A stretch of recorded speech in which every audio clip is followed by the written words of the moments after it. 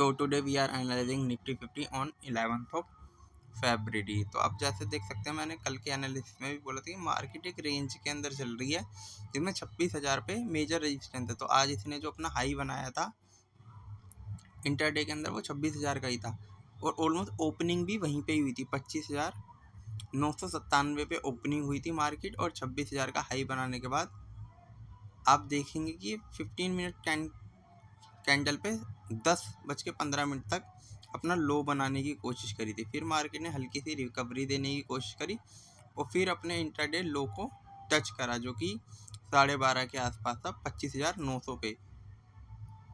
25,900 का लो बनाया। तो अगर आप मार्केट को देखेंगे तो सिर्फ 100 पॉइंट के अंदर ही मूवमेंट देता रह गया और जो मार्केट अपना क्लोज हुआ वो 25,945 के लेवल पे 25,945 के लेवल पे क्लोजिंग दे दिया। तो आप देखिए मार्केट के अंदर मूवमेंट ही नहीं है, सिर्फ 100 पॉइंट की मूवमेंट है। बट मार्केट को अगर मैं आपको इसका डेली टाइम फ्रेम दिखाऊं, डेली टाइम फ्रेम पे जैसे मैं आपसे बताना चाहूँगा, ये देखिए यहाँ पे कोई मूवमेंट ही नहीं है। ये मार्केट यहाँ से धीरे धीरे ऊपर कर रहा है। जब भी ये 26,000 के ऊपर एक क्लोजिंग देगा ना, तब एक अपॉर्चुनिटी दिख सकती है, क्योंकि ये जो बिग कैंडल है इसका लगभग 50% से ज़्यादा कवर हो जाएगा। मे बी वहाँ से एक गिरावट भी आ सकती है 26,000 पे, बट अभी 26,000 एक मेजर रेजिस्टेंस की तरह काम कर रखा है। तो अभी के लिए सिर्फ इतना ही है और अभी इस टाइम पे ट्रेड भी समझ में ही नहीं आ रहा है 100 पॉइंट के अंदर ट्रेड क्या ले। या तो ये जो गैप बने हुए हैं यहाँ पे मैं आपको दिखाना चाहूँगा, एक गैप यहाँ पे है छोटा सा और एक यहाँ पे एक बड़ा सा। अगर ये गैप फिल करने आए तो एक मार्केट में अपॉर्चुनिटी दिखती है, बट अभी तो गैप फिल के लिए दिख ही नहीं रही। मार्केट में कोई ऐसी खास नेगेटिव खबर ही नहीं है कि हाँ कि मार्केट डाउन आ जाए। तो मैंने कल है ना आप लोगों को बोला था कि अपने जो मैं स्टॉक एनालिसिस करता हूँ उसके वीडियो में अशोक लीलैंड का चार्ट, तो आज अशोक लीलैंड के जो रिजल्ट आए हैं ना मैं आपको वो दिखाता हूँ, ठीक है। तो अगर आप अशोक लीलैंड के रिजल्ट को अगर देखें, मैं आपको दिखाना चाहता हूँ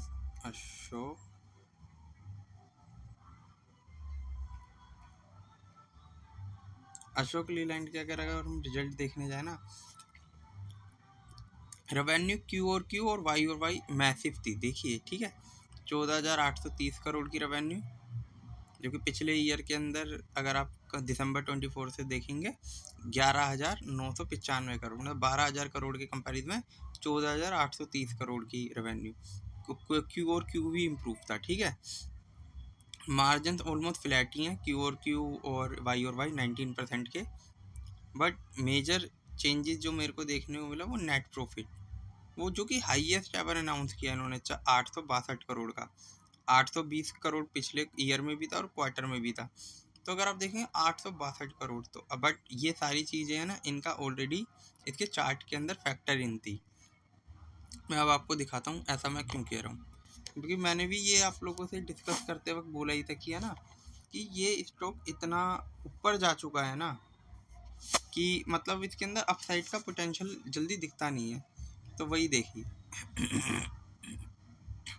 मार्केट यहीं से इसको डाउन करा, 53 मिलियन शेयर्स यहाँ पे सेल किए गए जो कि 215 के लेवल थे। तो मैं आपको बोल भी रहा था कि अगर रिजल्ट अच्छे आएंगे तो ये अपने हाई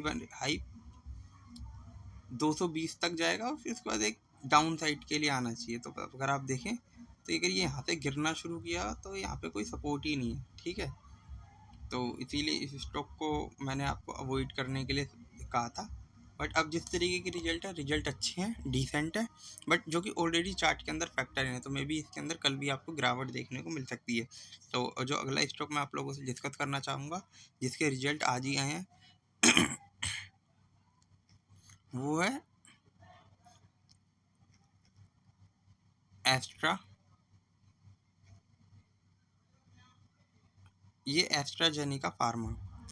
अब इसके क्वार्टरली रिजल्ट को देखें ना तो वो भी मुझे काफ़ी अच्छे लगे। 612 करोड़ रुपए का इन्होंने रेवेन्यू अनाउंस किया है जो कि क्यू और वाई दोनों में इम्प्रूव हुआ है। और अगर मैं इनके मार्जिन्स में जाऊँ तो मार्जिन्स के अंदर डिक्लाइन है, ठीक है। और मार्जिन्स में डिक्लाइन होने की वजह से क्या हुआ, इस बार जो इनके मार्जिन है ना वो 7% के हैं, जबकि पिछले ईयर में 17% के थे और पिछले क्वार्टर में 13% के। तो मतलब मार्जिन के अंदर ये बीट हो गए हैं, मार्जिन अच्छे नहीं आए हैं। और अगर आप इसका नेट प्रॉफिट देखेंगे तो वो भी 33 करोड़ का है, लेकिन पिछले ईयर के अंदर 31 करोड़ का था और क्यू में 54 करोड़ का था। तो वाई और वाई तो इम्प्रूवमेंट दिख रहा है, बट क्यू और क्यू डाउन दिख रहा है। तो मतलब एस्ट्राजेनेका की अगर मैं रिजल्ट को देखूं तो मुझको थोड़े से वीक से लग रहे हैं, इतने भी वीक नहीं है, बट अगर मैं आपको दिखाऊं एस्ट्राजेनेका का अगर चार्ट, तो आज ये वहाँ पे पॉजिटिव दिख रहा था चलता हुआ एस्ट्राजेनेका फार्मा। तो अगर आप ये देखेंगे तो 9,000 का स्टॉक है और ये एक रैली के लिए जा रहा था, ठीक है। आज ये काफ़ी दिन से यहाँ से, अगर आप इसका 4 दिन का कैंडल दिखाता हूँ, ये यहाँ से लगातार तेज़ी के लिए जा रहा है, ठीक है। ये आप देखेंगे तो 850 रुपये से 8,540 रुपये से ये धीरे धीरे आज 9200 तक के लेवल को टच कर गया, ठीक है। तो अभी स्टॉक के अंदर रिजल्ट अच्छे नहीं है, बट स्टॉक अपसाइड जा रहा है। वो इसका मेन रीज़न है कि इसके अंदर एक वैल्यू बाइंग की अपॉर्चुनिटी दिख रही है कि 10,000 का स्टॉक आपको 9,000 से भी नीचे 8,000 पे दिख रहा था 20% के करेक्शन पे। तो इसीलिए स्टॉक आपको अपसाइड जा रहा था और इसके अंदर एक V20 करके एक स्ट्रेटेजी होती है, वो एक्टिवेट है ऑलमोस्ट। तो अगर आप इस स्टॉक को 1000 पे रखना चाहें तो देख सकते हैं, अगर ये वाला लेवल अगर ये ब्रेक कर देता है यहाँ से तो एक अपसाइड के लिए चला जाएगा और फिर ये अपने हाई के लेवल के लिए जा सकता है। तो इस स्टॉक को 1000 पे रखना, बट रिजल्ट इसके ज़्यादा खास नहीं आए हैं। और जो अगला रिजल्ट मैं आपको डिस्कस करना चाहूँगा वो है डेविस लेबोरेटरी। अगर मैं डेविस लेबोरेटरी के रिजल्ट आपके लिए डिस्कस करूं तो ये भी देखिए क्यू और क्यू इम्प्रूवमेंट है, बट क्यू और क्यू डाउन है 2700 करोड़ के रेवेन्यू के कंपैरिजन में। 2600 करोड़ का रेवेन्यू इन्होंने अनाउंस किया है, और जबकि पिछले ईयर के अंदर से कंपेयर करेंगे तो वहाँ पे 2300 करोड़ का था, तो वहाँ पे इम्प्रूवमेंट है। मार्जिन अगर देखेंगे तो 34% के हैं, जो कि क्यू और वाई दोनों में इम्प्रूवमेंट दिख रहा है। अगर मैं इसका नेट प्रॉफिट देखने के लिए जाऊँ, नेट प्रॉफिट भी ऑलमोस्ट क्यू और क्यू अगर मैं देखूं, क्यू और क्यू जो है वो डिक्लाइन देखने को मिल रहा है, बट वाई और वाई भी डिक्लाइन देखना। तो डेविस लेबोरेटरी के भी रिजल्ट मेरे को खास अच्छे नहीं दिखे। तो इस टाइम फार्मा के जो रिजल्ट आ रहे हैं ना वो डाउन है, और इसीलिए अगर आप देखेंगे तो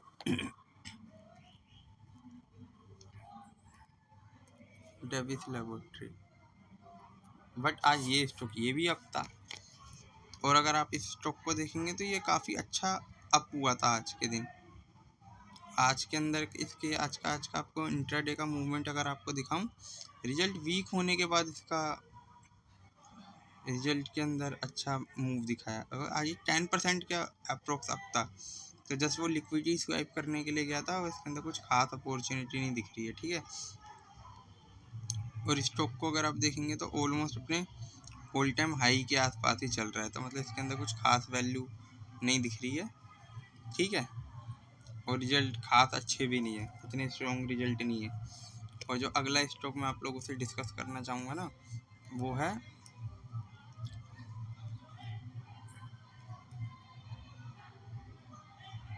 ये जुपिटर वैगन।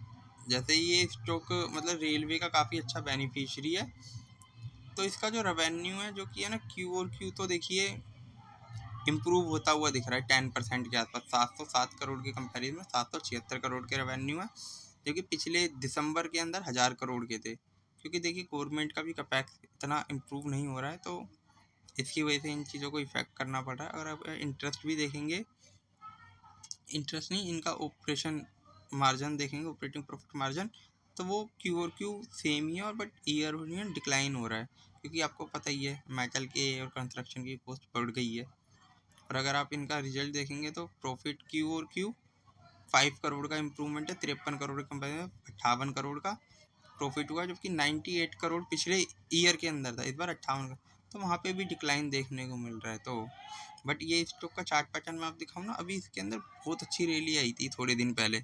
अब उसको देखते हैं कि ये जुपिटर वैगन। तो जुपिटर वैगन को अगर मैं देखने चाहूँ तो ये स्टॉक आज डाउन था क्योंकि रिजल्ट वीक है, बट फार्मा के अंदर अपोजिट हो रहा है। ठीक है, तो अगर आप ये स्टॉक देखेंगे तो ये स्टॉक इस टाइम डाउन चल रहा है। ठीक है, अभी ये बीच में काफ़ी अच्छी रैली देके गया था, 50% तक अब चला गया था ये कुछ ही दिन के अंदर, बट अब ये फिर से डाउन की तरफ आ रहा है क्योंकि रिजल्ट अच्छे नहीं थे। तो मे बी नेक्स्ट टाइम जब इसमें अपॉर्चुनिटी दिखे तब हम स्टॉक को फिर से पिक कर सकते हैं। ठीक है, तो इसके रिजल्ट अच्छे नहीं हैं इसीलिए स्टॉक डाउन है, बट आपको ये स्टॉक एक तरीके की वैल्यू दे रहा है।